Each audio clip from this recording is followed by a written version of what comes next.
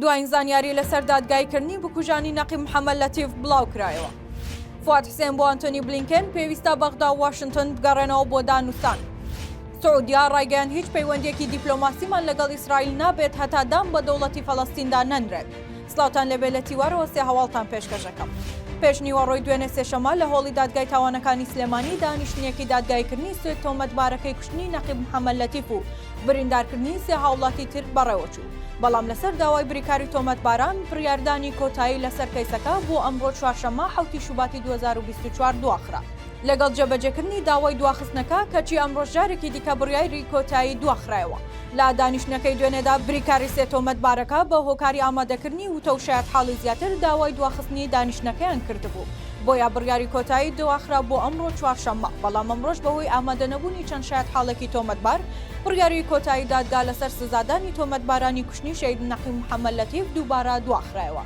ڕۆژی چواری کانونی یەکەمی 2021 نەقی محەممەد لەتیف ئەفسەری بەڕێوەبەری توندوتیژی دژیشنان لە سلێمانی لە کاتی دەرچوونی بۆ جێبەجێکردنی فەرمانی دەستگیرکردنی تۆمەتبارێک بەناوی یوسف پشتیوان عەلی لە ناوچەی تانجەڕۆی شاری سلێمانی ئەو کەسە و هاوڕەکانی ڕوبەڕووی ئەفسەرەکە و تیمەکە بوونەوە بۆ هۆیەوە نەقی محەممەد شەهید کرا و دوو پۆلیسی دیکەش بریندار بوون.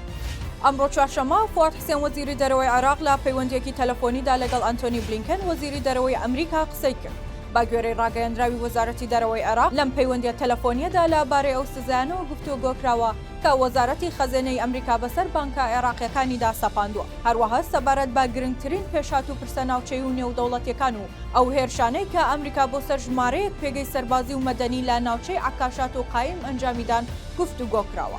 لەم بارەیە فواد حسێن ڕایگەیاند حکوومەتی عێراق ئەو جۆرە هێرشانە ڕەت دەکاتەوە و پێویستە عێراق نەکرێت بە گۆڕەپانی یەکلایکردنەوەی ناکۆکی نێوان وڵاتە ناکۆکەکان. وەزیری دەرەوەی عێراق داوای ئەوەی کرد کە پێویستە بەغدا و واشنگتن بگەڕێنەوە بۆ گفتوگۆ و دانوستان.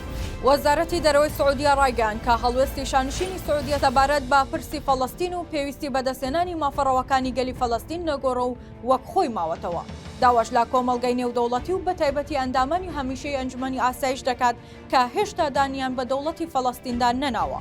هەوڵەکان خێراتر بکرێن بۆ دانپێدانانی دەوڵەتی فەڵەستین لەسەر سنوورەکانی ساڵی 1967 وەک خۆی بۆ ئەوەی گەلی فەڵەستین بتوانێت مافەڕەوەکانی خۆی بەدەست پێنێت و ئاشتیەکی هەمەلایەنە و دادپەروەرانە بۆ هەمووان بەدەست پێنرێت. لە بەیاننامەکەدا وەزارەتی دەرەوەی سعودیا دووپاتی کردوتەوە سعودیا هەڵوێستی پتەوی خۆی بە ئیدارەی ئەمریکا ڕاگەیاندووە کە هیچ پەیوەندیەکی دیپلۆماسی لەگەڵ ئیسرائیل نابێت مەگەر دەوڵەتی سربەخۆی فەڵەستین لە سەر سنوورەکانی ساڵی 1967 لەگەڵ قودسی ڕۆژهەڵات وەک پایتەختی وڵاتەکەی دانی پێدا بکرێت. سێ هەواڵم پێشکەشکردن هەر شاد بن.